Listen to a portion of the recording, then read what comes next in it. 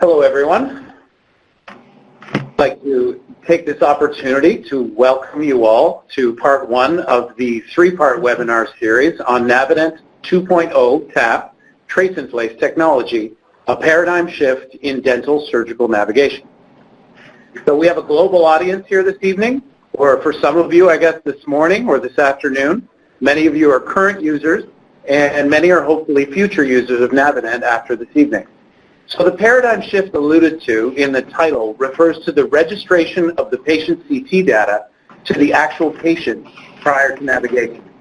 TaP, or Trace and Place, refers to our new trace registration technology, which we here at Claronav are very, very excited to introduce to you all.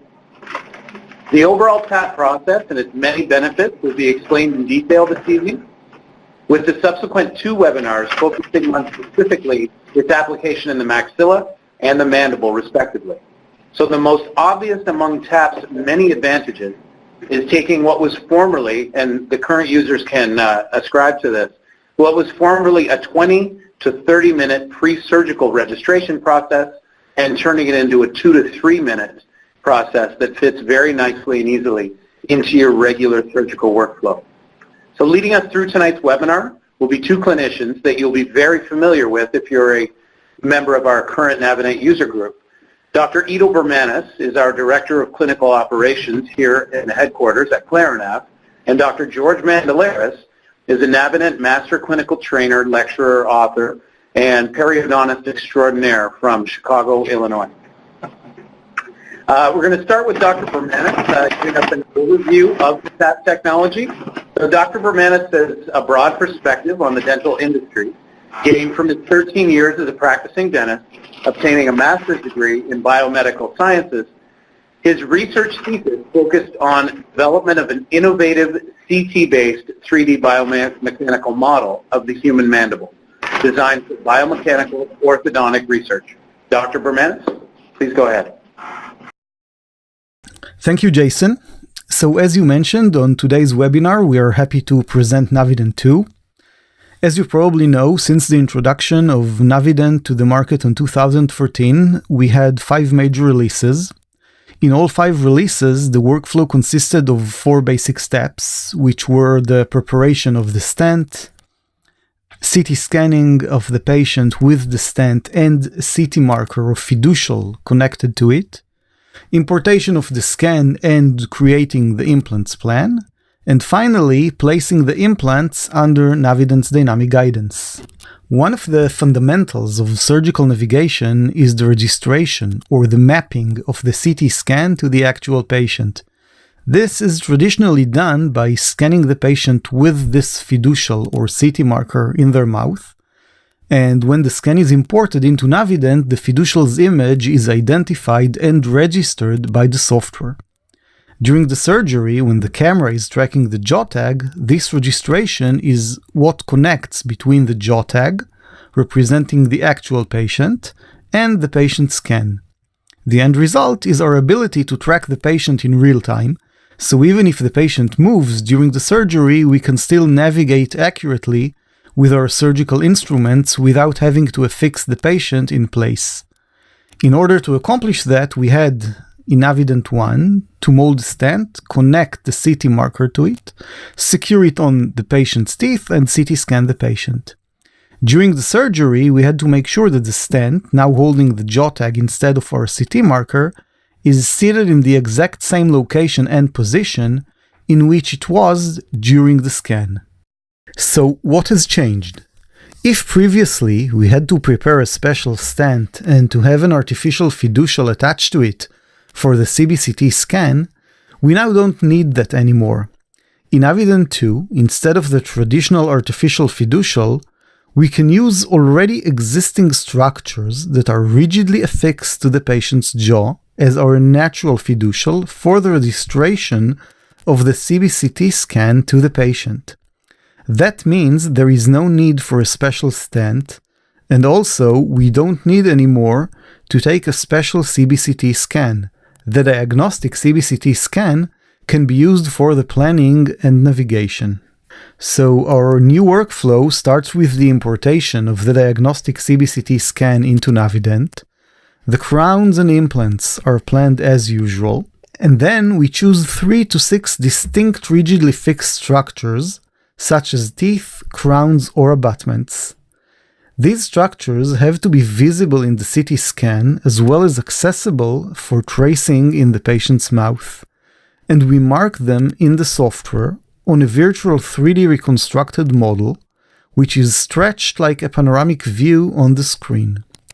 These landmarks we place will be the points from which we will start our tracing in the patient's mouth just before the surgery.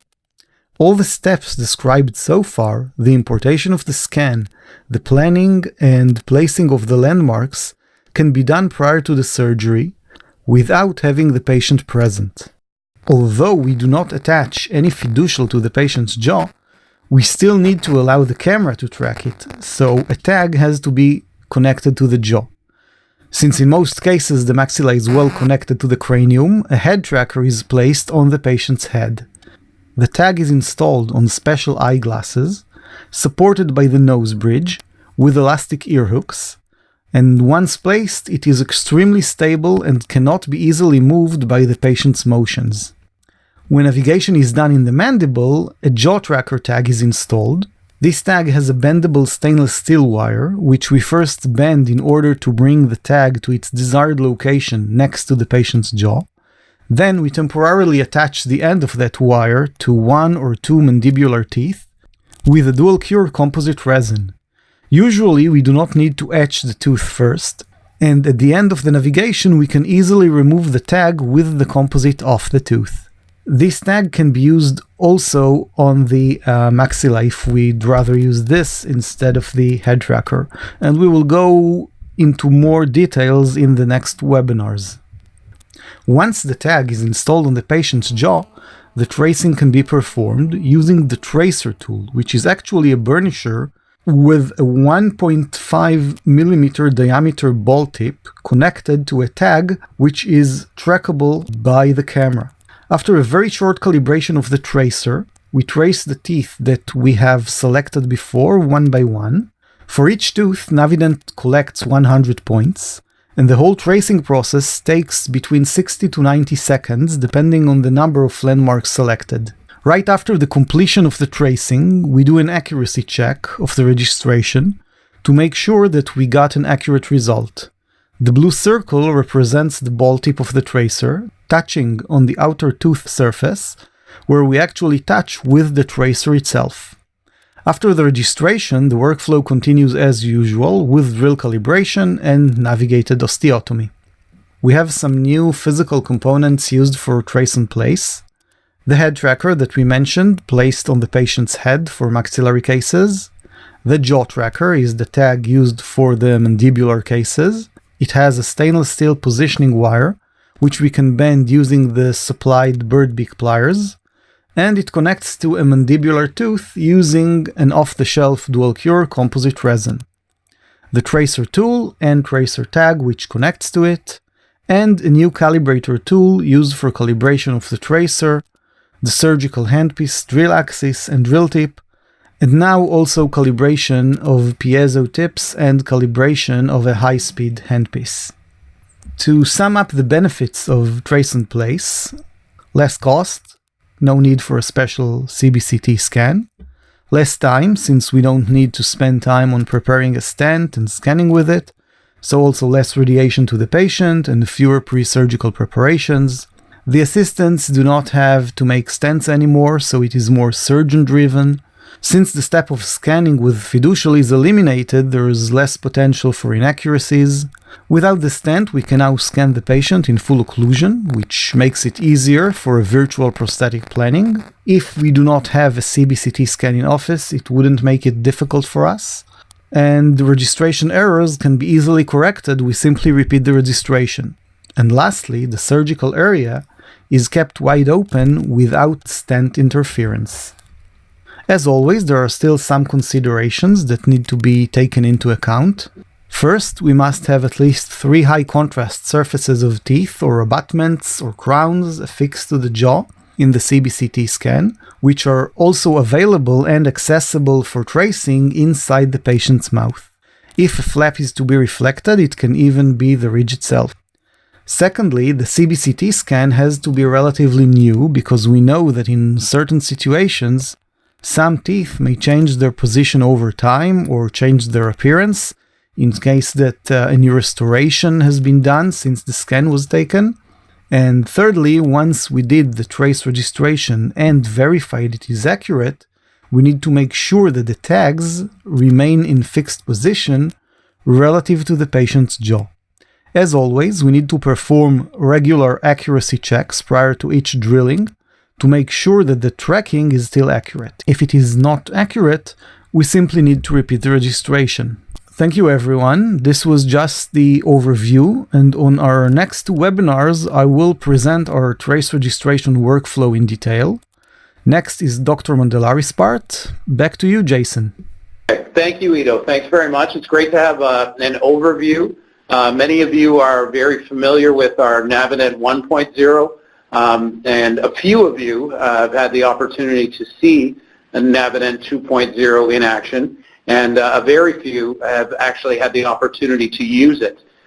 One of those people is Dr. George Mandellaris. So George has been with us and been a user of Navigant for well over 2 years now, and he's been actually very instrumental in helping us to test and develop several new innovations based on his own and other user feedback. The users, some of you that are in the audience right here today.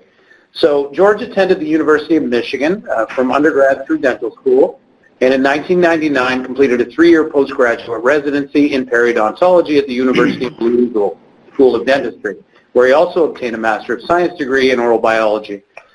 He is one of our top go-to people in the world. There's a few others like him that are going to be working on the beta testing starting right away. And as Ido mentioned, and as we all mentioned, we're all very excited to see George's presentation and to get TaP out with Navigant 2.0 to all of you. So George, I'll leave it to you. Great. Can you hear me okay? So, well, thank you, Jason. Thank you for that introduction. I just think this is fantastic. It's very exciting technology. As some of you may know, or maybe not, I've certainly been involved in guided surgery for a long, long time. I joined a practice in the Chicagoland area that was kind of on the leading edge of using CT scans for implant surgery for a better understanding of regional anatomy. That then led to kind of the development of Simplant static surgical guides, and has kind of brought me to this point of incorporating navigation and really the next step in guided surgery, if you will. So I'm going to just kind of share with you my perspective of Navigant and dynamic navigation. I'll spare the historical perspective. We'll talk a little bit about accuracy and precision and why I feel this is so important today, and why it's perhaps an emerging problem when we don't follow the protocols. We'll talk a little bit about navigation, as Ido did. I have a few videos that I want to share with you. And of course, the focus is going to be on trace in place, the technology. So, there's this kind of synergy that has to be infused from what we can do on a computer software program and what we actually can do on the patient. There's the synergy between the brain, the computer software, and then really executing the surgery.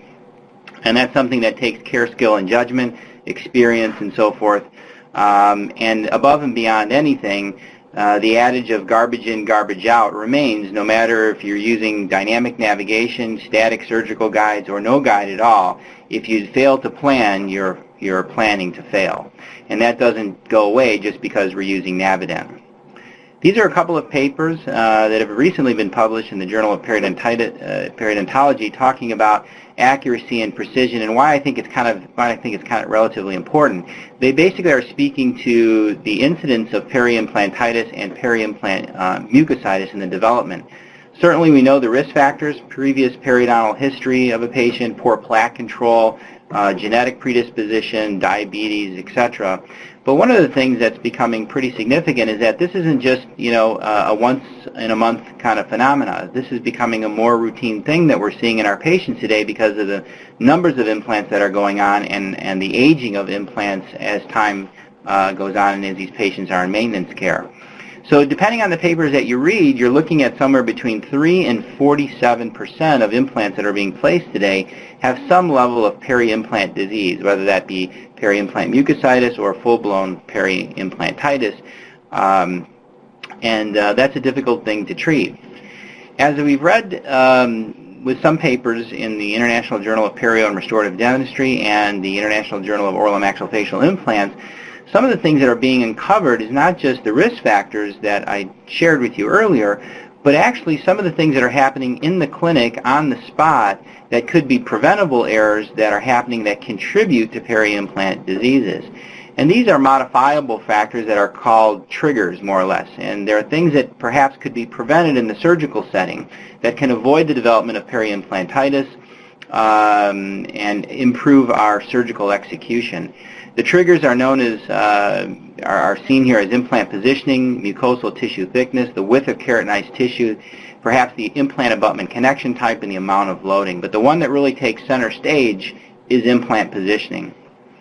This paper in JOMI not too long ago, 36 clinical cases, periodontists were evaluating these patients, all of which had 20 years of experience. And all the implants that showed some level of peri-implant problems generally had too buccal of a position. So the implant is really placed too facial compared to where it was planned or where it was intended. In 20% of the cases, the tissue, was relatively thin, and in others, there's minimal keratinized tissue. But an overwhelming amount of the cases, really the fixture is in a too buccal of an implant position, which triggers crustal bone loss, which then exposes the implant surface, which is difficult to decontaminate and certainly is more susceptible to biofilm formation, and then it leads to a slippery slope. So today it's really more important that we want to have our implants in the cingulum for retrievability and screw retained access. I think that's really where the profession is going, and where all of us, here tonight, that's what we strive for. But perhaps even more important than that is that implants are being placed pretty routinely in young patients, patients that are in their 20s, and these are fixtures that we're telling patients that they're going to have for decades. And there is an effect of craniofacial growth that needs to be considered from a retrievability standpoint. If there is some growth, the fixtures or the prosthetics are going to have to be replaced at some point, and these are considerations that need to be underscored at the development of a treatment plan. So it's even more important to really have this prosthetically directed plan well-centered and well-executed throughout treatment, and to have the fixtures in a retrievable position for the future. Certainly the younger the patient, the more important that is. So computer-aided implantology, navigation, this is the next level, and something I'm very, very excited about. In fact, it was something I was so excited about, we actually put it in the American Academy of Periodontology's Best Evidence Consensus paper that was published in October of 2017 in J-Perio. So imaging today is now standard of care. It's standard of care for patients receiving implant surgery, certainly in the periodontal realm, I know in the oral and maxillofacial surgery realm, and in any other disciplines, this is now standard of care. And in fact, it's one of the modalities that really is necessary to execute surgery with navigation or with certainly static surgical guides. So there are 5 components to the navigation system. There's a laptop computer that runs the planning and the guidance software. There's an optically marked handpiece, or what we'll call a drill tag. The optically marked patient attachment, or the jaw tag, or as IDO was showing you, the maxi-ref, the head tracker, and in the mandible, the jaw tag. There's an optical position sensor, the micron tracker. That's really the guts of the system. And then a mobile cart that maintains the laptop and the micro tracker, as you see here. So with TaP, or trace in place, we have a head tracker that he showed you, and I'll show you again, and then the jaw tracker in the mandible, which is affixed by composite resin. As you see here, I'm working on a patient in my office And this was the first generation head tracker that was used. It looked like a little Y, but it's basically paired to a pair of glasses. You can see the drill tag here on my handpiece and the jaw tag that is affixed to the lower arch with composite. It does take a little getting used to. It takes at least 30 cases or so to really become proficient. But as we'll share with you a little later on, we have a recent article that's been submitted to JOMI that the accuracy of this technology is as accurate as totally guided implant surgery, if not even more accurate. So the data is emerging and it's getting there. It does take a little getting used to because I'm looking at a computer screen to execute the surgery. So there is a transfer of trust in the technology and in the execution, just like there would be in any other type of modality. So this is a historical perspective here. Just briefly, we used to attach or affix this little attachment for the jaw tag. That's no longer used. As you can see on the right-hand side, this is a W&H handpiece that Navigant will work with you on. It's attached with a little thumb screw that needs to be tightly secured so that it's very stable, so that the micron tracker can observe it. This is the old stent system that we used to use to calibrate the access and register the drill tip. Today we're not using that any longer. We've got our jaw tag, as you see here, but I still like to use a belt and suspenders approach. So we're going to optically scan the patient after the CBCT scan. We're going to upload that data to a dental laboratory that we're going to work with to do a digital diagnostic wax-up. The digital diagnostic wax-up STL file will then be sent back to us and registered to the CT scan using the Navigant software. We'll stitch the two files together so that when we execute, we're executing from a prosthetically directed position from a mesial-distal, buccal-lingual, and apical-coronal position. Because there's some level of freehand with this, and I'm still using, I have to use basically, I'm using the navigation software, but I'm also looking at a computer screen. I like to just know, I like to have some reference of tooth position. So I'm still using some sort of suck down to make sure and validate exactly what's executed, what's occurring. And this is great for my referral doctor to see this because they know that I'm executing in a surgery standpoint with their best interest at heart, and I'm using the leading edge technology to get it as accurate as possible. So here we are using the tracer tool. The tracer tool is relatively similar to the jaw tag. This is what the micron tracker is reading, and this is the little stylus pen which I'm mapping out the teeth and registering the teeth as our fiduciaries, as you can see there. Irrigation of the area as we work our way through the surgery. Again, the jaw tag here with the composite resin, which was affixed here to the lower teeth. This is the head tracker that IDO shared with you earlier. So from my perspective, this is a huge breakthrough. I mean, I've been doing this for close to 2 years now, and always was frustrated with making the stents. In fact, I took it so far to go to Rome last summer to spend a week with Luigi Stefanelli, who's probably the world's expert with this technology, just to get really good with making stents. And this is just a huge leap forward, and it's a dramatic change in the workflow. It streamlines the process, and it's only going to get better from there. It is important, though, to be mindful of the head tracker and not to touch it. It's got to be stationary, so you have to be careful as you're working around the patient that if this is displaced, that could influence the accuracy measurements. So I can't underscore enough how important it is to continuously check for accuracy to make sure that what's being executed is accurate. And when it is, it's near perfection. This is the calibrator, so we're going to go ahead and calibrate our drill axis, as you can see there. There are little rectangular platforms here which you'll register the drill tip, and there's a little nipple here which you could use for registering a piezosurgery tip. So here's the drill tip being registered to the system, and then I'm doing my accuracy check. I'm checking the drill tip.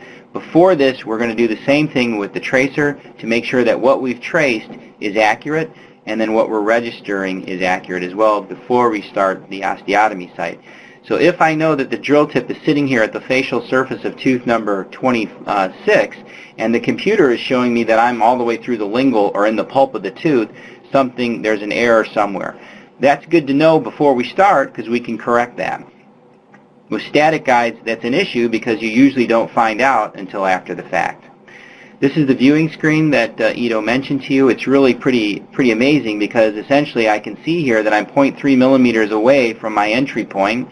I'm 0.8 degrees in terms of an angle discrepancy, and I have another 8.3 millimeters to go to complete the osteotomy site preparation. Again, this is the target view showing you all the views of the site. So the process used to be create a stent. That was a bit of an arduous and kind of frustrating task. Scan, plan, and then place. And now that's gone, and it's all about scan, plan, place, or trace and place. So 3 steps, pretty simple and relatively intuitive. So trace and place, we're going to register. The registration is accomplished using a recent CBCT scan with the Navigant software. And then using the tracer, as IDO showed you, there's 3 reference points. There's actually 4 now. There used to be 3. There's 4. So we have a plane that's preferred. After the registration process, we'll do an accuracy check. Again, accuracy check using the tracer. And then after you confirm that the accuracy is correct using trace registration, we go ahead and calibrate our access of our drill tip with the handpiece alone, and then register the drill tip and another accuracy check before osteotomy site preparation to begin the process. And once that's all confirmed, we start the surgery. So this is basically what's happening. There's the Micron tracker is basically registering, it's evaluating the patient, the head tracker or the jaw tag, and then my handpiece, and it's giving feedback back to the computer, and I'm able to see exactly what's happening in real time. So for me, this is really the next step forward. I mean, the ability to have real-time verification and validation of positional accuracy on the spot transparency is 100% the next step forward, and that's really exciting. So again, you've seen this, the head tracker, the jaw tag. This is the W&H handpiece, which the jaw tag is attached to. There's a thumb screw here that'll attach right into there, just as you see here, and then this is the tracer tool. That's how it'll be attached, and that's got to be very stable. So here we are with the tracer tool. This is the trace in place. This is the registration tab, as IDO showed you. You'll have 4 points to reference, and then we'll do an accuracy check and begin the surgery. So I'll just kind of carry you through a couple of movies, and I'll kind of run through these quickly for you. But you can see here that I'm registering the tracer to the system. It's picking that up and making sure that it's registered. Then I'm going to go ahead and select my teeth that I want to trace. Once I've got that stylus pin on the teeth and the camera has recognized it, I'll then go ahead and map out the tooth, just like I'm kind of using a paintbrush, essentially, and the Micron tracker is reading that up till I get about 100 points, and that registers actually really quite quickly. Once the 4 points are registered, then we do an accuracy check, and then we're ready to move on to the next step.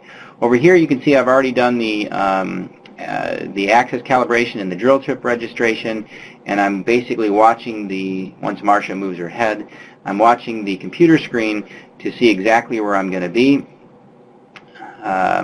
She's basically evacuating, looking at the surgical field, and I'm going to be looking at the computer screen here as I begin my osteotomy site preparation. So let me see if I can move that forward a little bit, and there you go. So here I am basically trying to map the bullseye and get it right on the exact position, and then I'll take it all the way down to completion and then move on to the next step. And what also is really great about this technology and this company and this system is the ability to evaluate right on the spot. Unfortunately, it does require another cone beam, but you know, I can kind of see how good I am, and I don't have to have an academic research center or you know, send this off to a place that really is more you know, of a research module that, you know, we really wouldn't have in private practice. EvaluNav is actually embedded in the software program, and you can actually register a pre-op plan with your post-op outcome and actually see you know, how accurate you are from an entry point and an access deviation. And it's relatively humbling, actually, when you think you're pretty good, to realize that, you know, sometimes you miss the mark a little bit. But it only drives you forward, and it only gets you better, and it causes you to pay more and more attention. So again, trace registration, the jaw tag, and the MaxiRef, using the trace registration tool here. An accuracy check using the tracer. You can see it's a little bit different than using the drill tip, but you can see I'm pretty much right on the teeth, exactly where I am clinically. And then the drill tip registration, doing an accuracy check, making sure that that drill tip is exactly where I am clinically. It looks good. So we're now going to go ahead and do the surgery. Again, a little bit of a paradigm shift, because you need to kind of look at a computer screen, transfer trust in the technology, and make sure that everything is where it needs to be. I just want to run you through a quick submission. This is some of the articles that's in the literature in terms of accuracy with navigation. From an angle deviation, we're around 3.5 millimeters, and an entry point, 0.87. This compares really quite favorably to static guided surgery, which is totally guided and certainly much better than freehand surgery. But again, to have real-time verification and validation of positional accuracy, to me, is really fantastic and the next leap forward. This is a patient who has full provisionals. He's going to obviously lose this tooth, but we were able to use the orthodontic ligature to trace.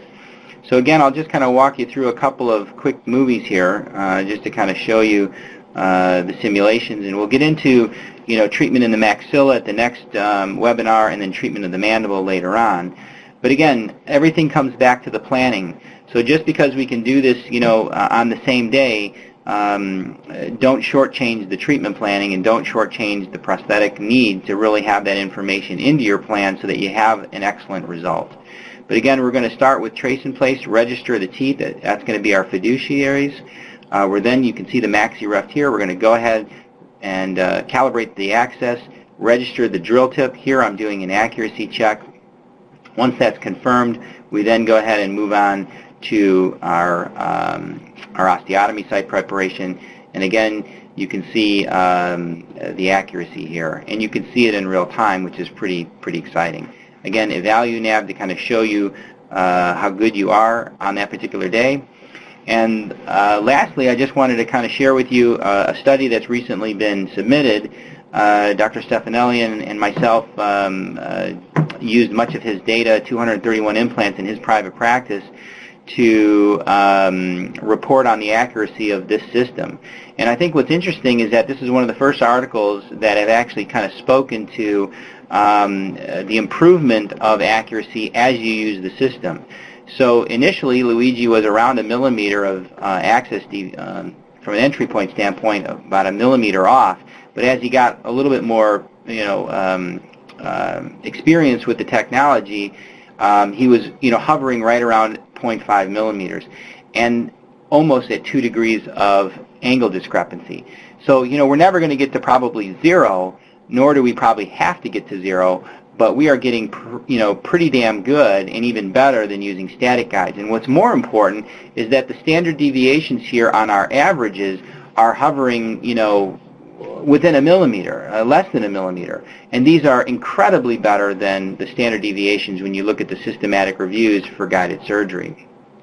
So we had 231 patients, 106 were partially edentulous, 125 which were totally edentulous. These are the numbers. The mean was 0.7 millimeters in terms of entry point, and 2.2 degrees of angle discrepancy with standard deviations, which are really very, very tight.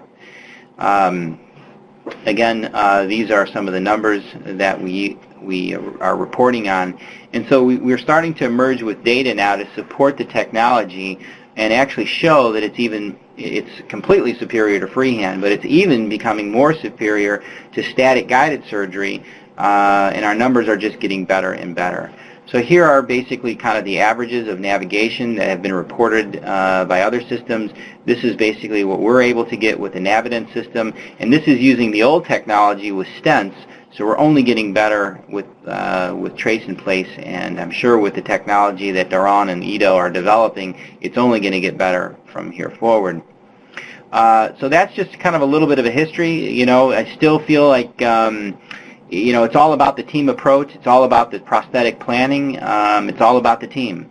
This is my younger partner and I operating together on a patient.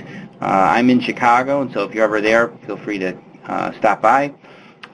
So just a little kind of history, a little information on my experience with the accuracy and with the system. It's been a fantastic leap forward for my practice, and the reaction from patients has been nothing short of spectacular. It's just been a great thing to develop in the practice, and I think it's only getting us to a place where we can take care of patients on an even higher level of what we'll call servant leadership. It's just been great. So with that, I want to thank you and thank IDO for starting this off, and thank you to Jason. If there's any questions, I'll certainly entertain anything. And I guess, Jason, what do I do from here forward? Yeah, thanks, George. That was fantastic. We'll hopefully wait for some of the questions to come and the question and answer. I'm sure many people have a lot of questions about little things. One big theme at the end there sounded like that I heard several times was better and better. So that's great to hear.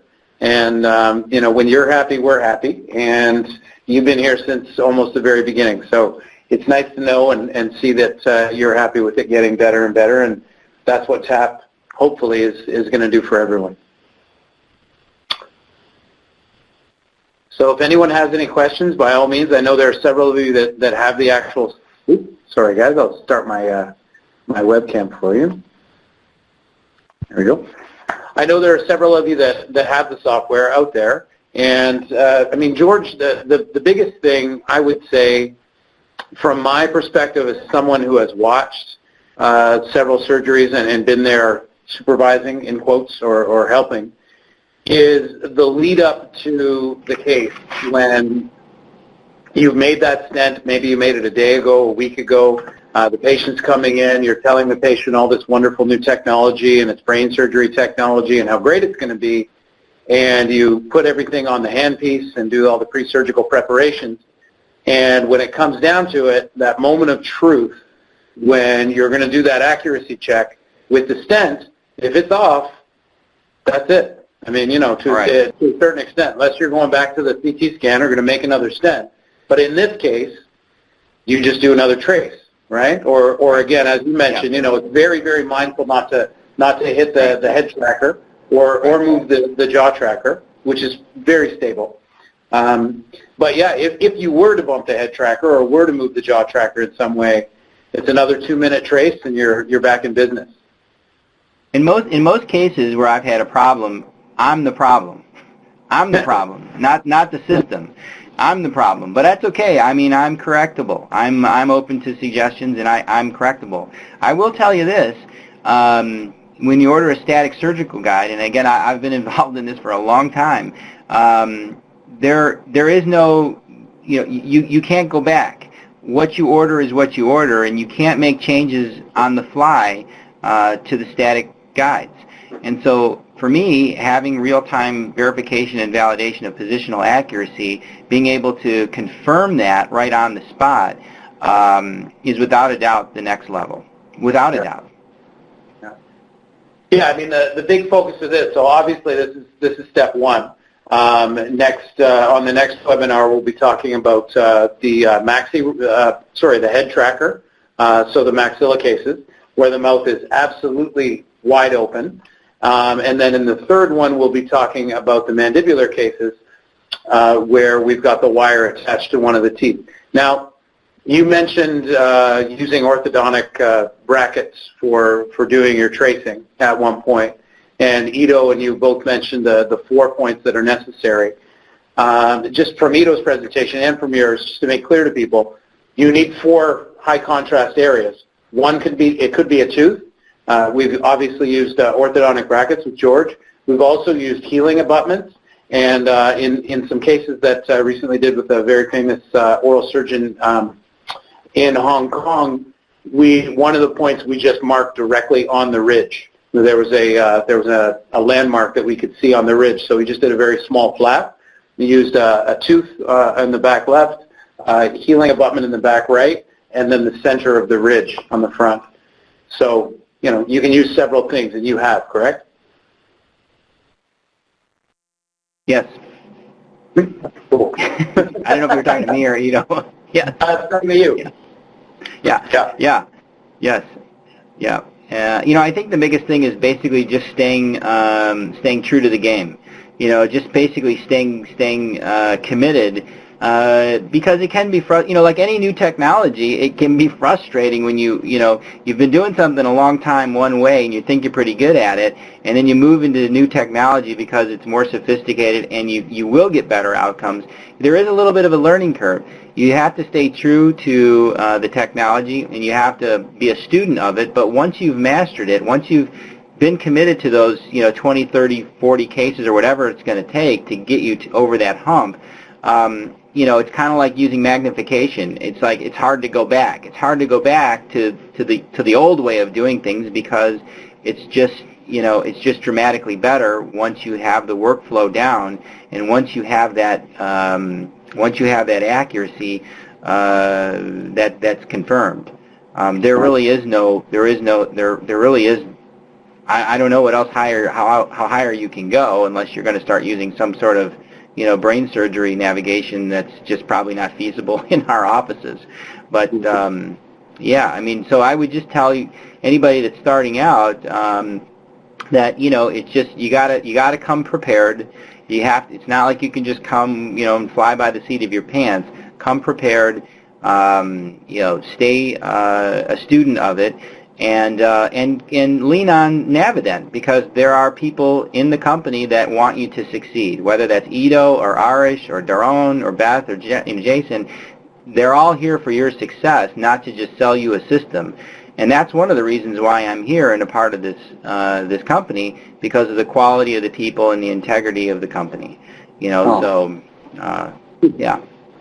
Thank you very much. I mean, can you imagine? I guess starting from where you started and the four-step process, what we're excited about and what IDO's new curriculum for our training courses, and then also, George, you're going to be running a training course in September, which I'm going to mention at the end of this meeting. So imagine you're training now, all the time that was dedicated to stents and stent making, which is now gone, can be dedicated to those things you mentioned before, which is planning and the actual surgical practice and the surgical process. Yeah, and I can't underscore that enough. The problem with our profession is that I don't get paid to plan, Jason. Mm-hmm. I get paid to do surgery. I get paid to take care of periodontal disease, to basically do bone grafting or whatever. I mean, that's what we get paid to do. But it's the thinking part of, what we do that really makes the difference. And so that is really the bottom line. The thinking, the planning, that's really what's going to separate the men from the boys, and those that are successful with this and really are able to take this to the highest level of service to their patients. Excellent. Well, I'm not seeing any questions thus far. I'm sure it's because you guys were so clear and so concise and explained it so perfectly that I'm not seeing any questions in the Q&A area. So unless anyone has anything specifically, there are questions, says Krista. Okay, I need to see them. I am in the presenter view. Hold on one sec. Sorry, guys.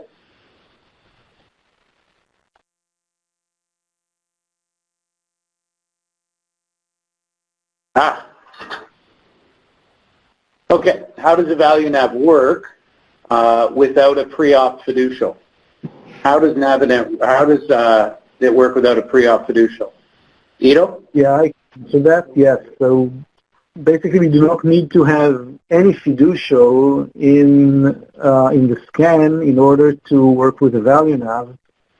What Overvalue Nav does, it simply matches volume to volume. That means it registers two CT scans together based on common landmarks that we manually mark for it, and then it does also the fine-tuning, and we inspect it. So regardless of a fiducial, it can simply do the matching. Basically, you're importing the pre-surgical plan and you're importing the post-op CBCT, and you're comparing those. So the fact that there's no artificial fiducial in there doesn't matter, and the teeth themselves or whatever you used as your marking points are the new fiducials. Another question from Samuel, edentulous cases, how does that work? So currently we use one mini implant, and we attach the previous arm and the jaw tag to that.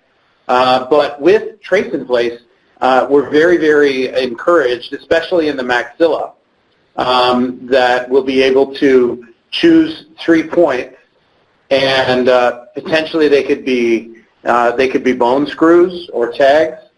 And as I mentioned, at the surgery we did in Hong Kong, we had one abutment, one tooth, and then we just used the center of the ridge. We did a small flap, and we found a landmark on the ridge and used that itself, which encourages us. And George, you can kind of allude to what you let me know what you think about that. But it encourages us to think that we can choose landmarks on the ridge, make a much smaller flap than we normally would have. And as you mentioned, as long as you're very, very careful in going back and forth to those accuracy checks, we may be able to do fully edentulous without anything in the mouth at all. Yeah. You'll still need to reduce bone. You still have to have access, but you won't have to have, these gigantic flaps like you do when you use, bone-supported guides. I mean, you're still going to have to attend to the principles of, good surgery and make sure that the ridge anatomy is set up properly. But yeah, that's the future. I mean, I've used one of the mini implants. It's a pretty cool technology. It's only going to get better. In terms of, I see a question about the Overvalue nav does not load if the pre-op does not have fiducials. I'm not sure that's true. Sorry, you see a question? Yeah. Yes. So regarding, I can answer the question. I'm almost certain that this is that's true, and I'm almost certain that it is corrected in the new version of Overvalue nav that comes with the new Navigant. It's basically a very, very simple issue to deal with. So basically, currently, Dr. Shaw, what you've got is you've got Navigant 1.44, 1.45. So we are going to be releasing Navigant 2.0 right after this beta section. So we're going to be beta testing. We're currently beta testing. We're going to continue beta testing and hope to release Navigant 2.0 with TaP sometime in June after those are completed and we've compiled our results. So yeah, as Ido mentioned, that'll be part of the new. There's no use having it load without a fiducial now, but in the new system it will. Okay. Dr. Burgess got a question regarding potential limitations or contraindications using the head tracker. I don't really think, certainly people had a problem, right-handed surgeons in third quadrant previously, but that seems to be greatly eliminated by head tracker, seeing as the tag is now up here rather than in front of the jaw. Right here. Would you agree with that, George? Any contraindications that you can see? Not that I can think of right off the top of my head. No. I mean, and it's only going to get better. I'm sure that the tag will get smaller and smaller as time goes on. But no, I haven't found any absolute contraindications at this point. Okay. Ido? Yeah. So just regarding the question about the Overvalue nav, so Arish just confirmed to me that it's so only in older versions. In the newer version, there is no issue with importing a scan, a pre-op scan with the plan without a fiducial. Arish is one of our main developers, kind of in charge of, and you can just see the response time right here. That's exactly the same response time that you get from Arish if you have a question, or from Nima or Ido or anyone on our Anna, anyone on our support team. Okay, I don't see any more questions. Can leave it open for another minute or two. Looks like we're kind of scheduled to finish at 7, so I can talk about our next 2 webinars really quickly, and then I can just mention the 2 courses, the 2 opportunities that we have coming up. So as far as the 2 webinars, first of all, the next one will be on May 9th at 6 p.m., So those of you who registered for this one, that will be on the maxilla. So we'll much more detail go into focus about the cases of the maxilla. I think we answered a lot of your questions here, and you've seen a lot, but that'll go into more detail. And then the following on the mandible will be on May 23rd at the same time, 6 p.m. So thanks very much for that. We'd like to mention first George's course.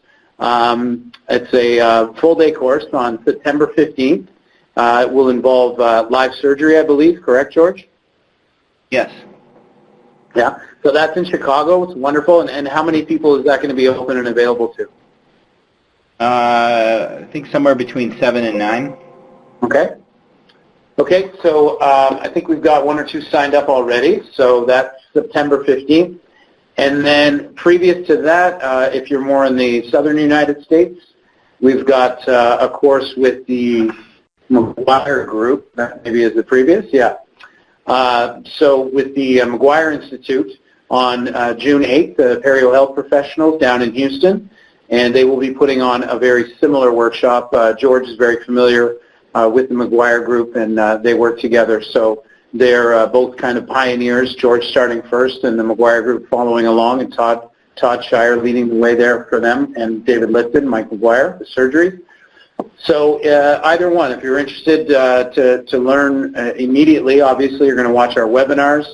We have some education here in Toronto that you can check out, but like very, very greatly encourage you to go and see an expert such as George on September 15th or the McGuires on June 8th in their office. And seeing experts go ahead and do the surgery makes a huge difference. Okay. So I don't think we have any more questions. Let me check the chat down here.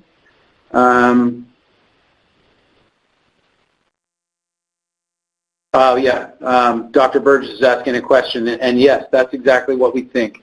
So he's talking about 3 small bone screws in a fully edentulous jaw give adequate reference markers to a flapless surgery in edentulous cases. And yeah. I'm just not a big fan of flapless cases. I mean, perhaps because, I mean, my experience is that, you know, you need a little bit of a flap. Otherwise, you're basically blowing out all the attached gingiva around, you know, that you have. So I think to keep it minimally invasive is key, and that's definitely the future. But just be mindful of, you know, the attached gingiva that's in the area so that, you know, you don't end up with mucosa all around your fixtures. And you could just have, you know, at least the zone of attached gingiva. Okay. All right. Well, thank you all very much for being here from all over the globe. We appreciate it. If anybody has any other questions, certainly you can email myself, George, or Ido, or anyone else on the Navigant team. We'll be very happy to hear from you and listening to you.